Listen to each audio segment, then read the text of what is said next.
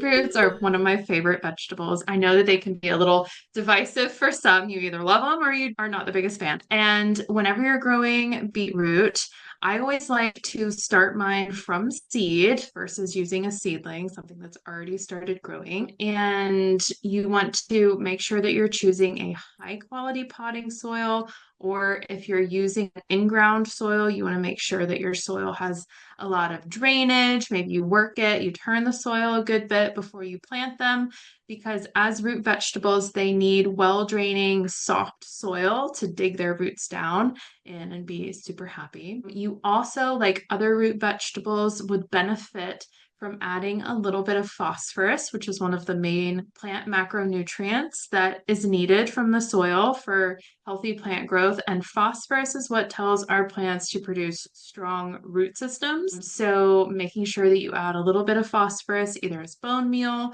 or rock phosphate, if you want more of a mineral-based or non-animal byproduct source of phosphorus, then rock phosphate is a great option for you there.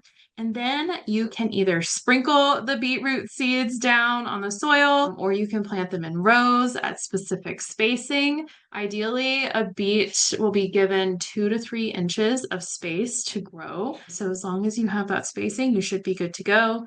Also, I know some people will soak their beetroot seeds before they plant them. Beetroots are, when you're starting them from seed, they're notoriously a little finicky to get to germinate or to sprout. So sometimes soaking them in water, just for a few hours or overnight can be helpful.